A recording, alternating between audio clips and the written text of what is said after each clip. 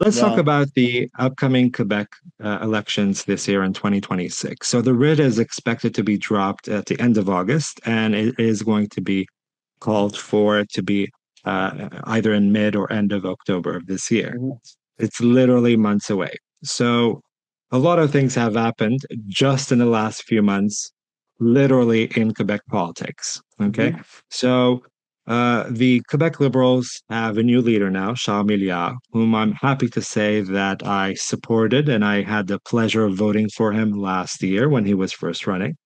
Mhm. And I think he's a fantastic leader who's also classy. I kind of see the similarity between him and Mark Carney a little bit. They're both like poised, elegant. You know what I mean? They're smart, they're intelligent, they know what they're talking about. We have also a brand new poll that came out, which show the PQ at 31% and the PLQ at 30% for the first time ever in a long time.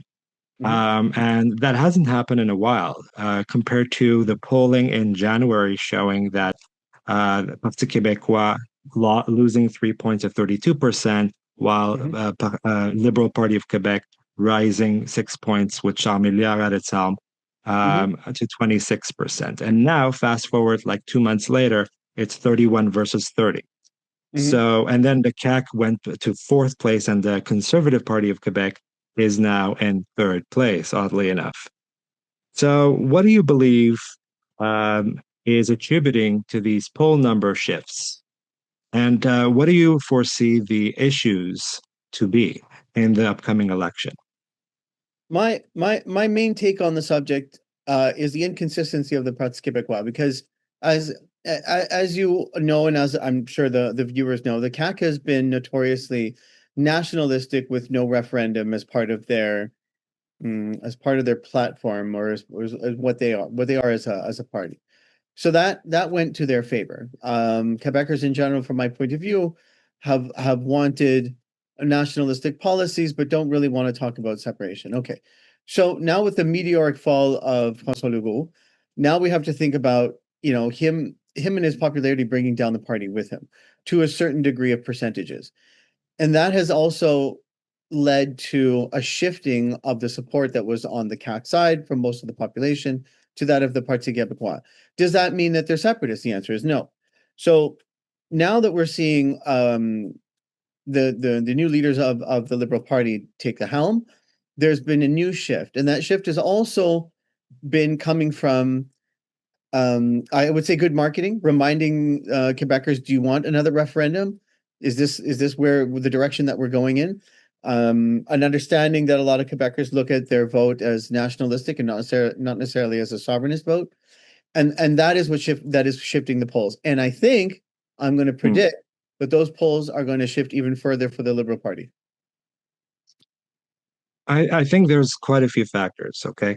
So, number one, there has been a massive shift ever since the previous Quebec Liberal Party leader, Pablo Rodriguez, did resign after weeks of scandals, right? Mhm. Regarding those brownies and the fling flang text messages and all that. It's now the Quebec political landscape has experienced a massive shift, right? With the CAC collapsing from third to fourth place, still predicting zero seats, even though I suspect they will win a few seats, right? Yeah, I'm Um, not sure about that. I think those yeah, polls it's are too off a little premature bit. for that. But Too, yeah. we've turned the Quebec election into, instead of one party, the Parti Québécois, solely dominating in majority territory, now it's become a two-party race once again, kind of like the Americans, right? But I would say so. we have a huge difference, which is this time around, it's still quite a highly fragmented electorate. Uh, because in our Quebec system, any party can win a majority government should they get minimum 30% of the popular vote, right? And of course, because of the fragmentation, so the split of among the other parties. The Yeah, Quebec Solidaire is shockingly doing very poorly, I'm not surprised. right? So they're not helping with this massive shift. Actually, one might say the left voters who are leftists and also who are for a referendum uh, are traversing into the Parti Québécois territory or likely to, right? One hundred Uh, percent. but I actually don't think it's going to be a majority given the current polls. There's a lot of factors. First of all, I'm a firm believer that federal politics, whatever occurs federally, transfers into the public perception provincially. So, and also the party identities also transfer. So the Federal Liberal Party of Canada, people have a psychological way to relate it to the Quebec Liberal Party, even though they are separate parties and quite different I at would times. disagree with that on another day. Sure. Okay. Uh, Now, what's happening is that Mark Carney is our prime minister with the current trade war that's still ongoing with the Americans, followed by the Israel-Palestine war that's also occurring, while also having this war in Iran occurring. Uncertainty is at an all-time high. And Hmm. what's very unusual is while economic anxiety existed in the 2022 election, it's much more heightened now Hmm. than it was in 2022. Yes. Economic uncertainty, prediction of recessions, uh, gas prices being quite high and keep rising, right?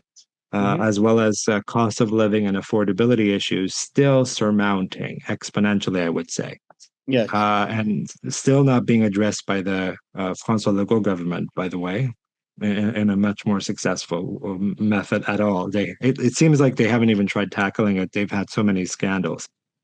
So, what do you think the issues are going to be? Let's say top three or four issues in the Quebec election.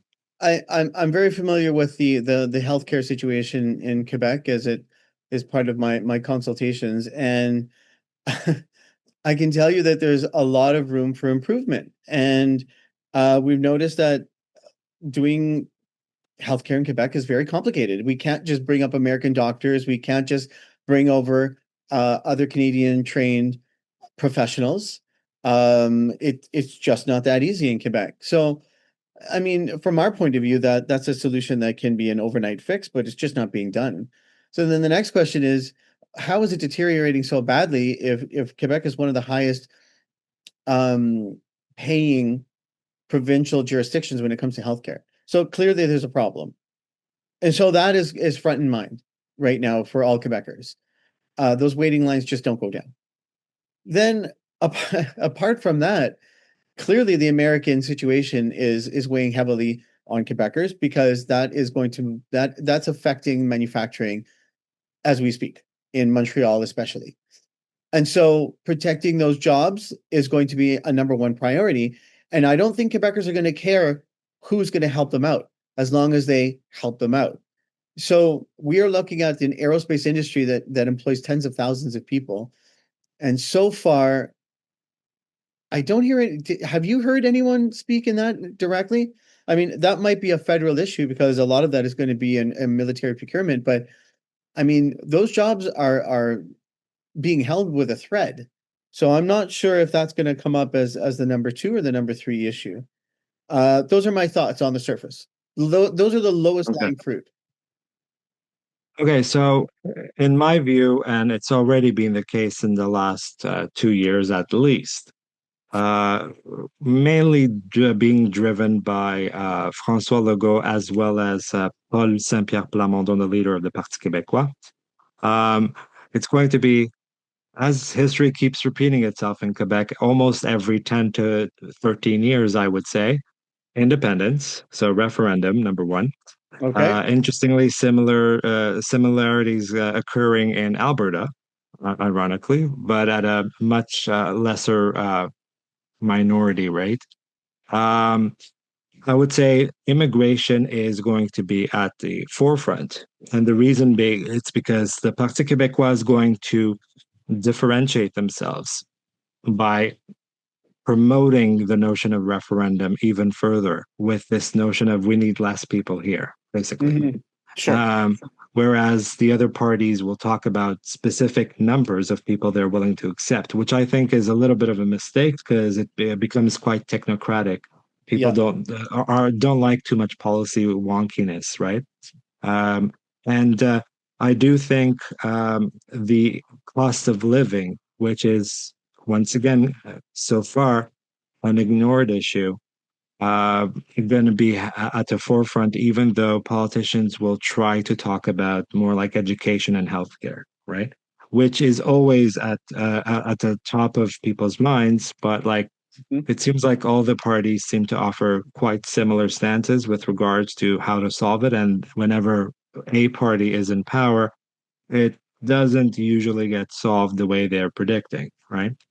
Um, I agree. There's one thing that I love talking about when it comes to immigration is it's outright hypocrisy when it comes to how it's dealt with in Quebec, where 80% of all francophones, or they have the right to have immigration of 80% of all francophones, and yet they'll put a limitation on it. So then the question is, when it's put to them about the declining population, and the answer to that question, as it is with every other province, is to increase population growth and therefore immigration. And yet, as soon as you say those words, it becomes a taboo. We don't want them more, but so I find it hypocritical. And yes, it'll probably come up, and yes, they're going to dance around it like they always have. But is it really? Is it a real priority though? we'll let voters decide that one. But at the same time, one of the key, interesting facts about this upcoming election is it's the first time that almost every single party will have a brand new leader, right? Okay, And the only returning leader that has of a party that has seats in the Quebec National Assembly is literally going to be Paul Saint-Pierre Plamondon, right? The sure. others, like it's going to be Charles Milliard, it's going to be Guillaume Clichy-Rifard and Ruba Gazal for the Québec Solidaire. Then we have for the CAQ, there's a leadership race going on right now. It's either going to be Christine Fréchette or Bernard Mm. Drainville, Yeah. and so I on and so actually forth. think that works to everyone's advantage, to be honest with you. Well, yeah, it's a little bit of a refresher, right? The only outlier in this equation, that is not getting talked about enough is the Conservative Party of Quebec, right? So, Agreed. Yeah.